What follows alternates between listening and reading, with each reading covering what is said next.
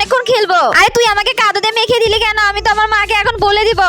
আমার জুতা তো পুরাটাই মেখে গেছে। আরে মেখে গেছে যেহেতু পুরাটা, তাহলে আরেকটু মেখে দি। এই তো এই ময়লাটা নিয়ে তুই বসে থাক আর আমার খাবারটা দিয়ে দে। বাচ্চা মেয়েদের মতন কান্না করে। আরে আজকে বাসায় আমি যেতে পারবো না, গেলে তো আমাকে খুব বকা বকবে শুধু তোর জন্য। কিরে টিনা, কই থেকে আসলি? আর তোর এই অবস্থা কি করেছে? তোকে তো দেখতে একদম বানরের মতো লাগছে। আরে ধুর বাদ দে, চল তো আমরা এই চিপস গুলো খেয়ে নি। মিনা এসে দেখলে তো সবগুলো নিয়ে যাবে, আমরা এখন ভাগাভাগি করে খেয়ে নি।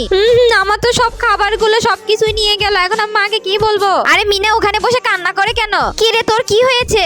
আরে টিনা আমাকে কাদো দিয়ে মেখে দিয়ে আমার সবগুলো খাবার ওই নিয়ে গেছে। আরে ওই কোন দিকে গেছে তুই কিছু জানিস নাকি? আমি কিছুই জানি না, মা জানলা আমাকে বাসায় তুলবেন আজকে। দাঁড়া, বিষয়টা আমরা দেখছি। আজকে তো ওকে এমন পেদানি দিব না, এই তো এই পানিগুলো এখন ওর শরীরে ঢেলে দিব।